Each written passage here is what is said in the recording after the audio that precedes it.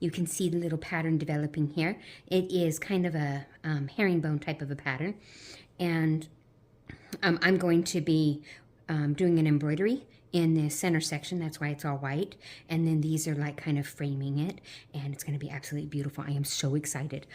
So super, super excited. Anyways, this is the conversion that I showed you the other day. And this little tiny section over here is the treadling order. And that's what I'm working on right now, is treadling, more or less. And so the next movement is to do a heddles 3 and 2 down like this. And then I run my shuttle. Now, what I want to really talk about right now is these little guys over here. These are what's called floating selvages. I've got one on each side. And I'm going to go under the one on the right. And I'm going to go over the one on the left. And I want to watch for... I want to watch to make sure I don't have any sticky threads here, because I'm using a yarn that has sticky threads. Anyways, but these floating selvages. Okay, floating selvages are super important when you are working on a twill type pattern, because what they kind of do is they square up the pattern on the edges and they give you nice pretty selvages.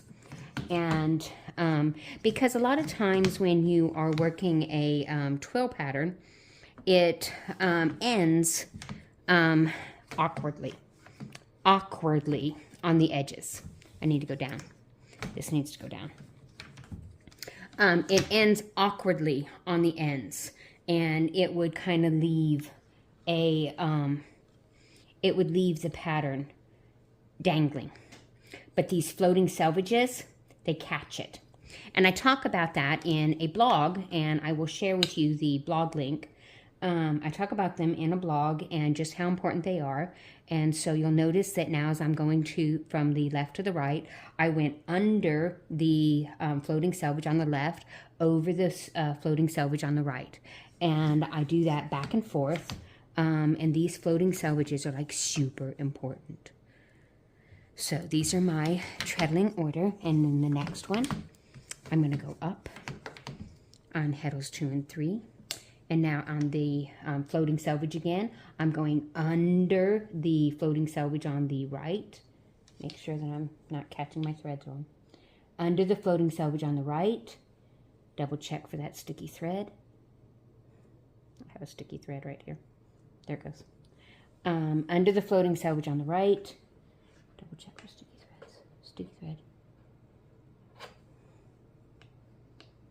And over the floating selvage on the left. Ta-da! And then the last movement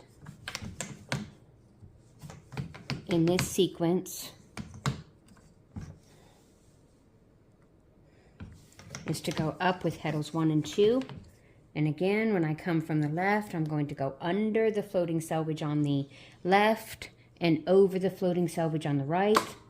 And as I mentioned, that pretty much just squares up my edges.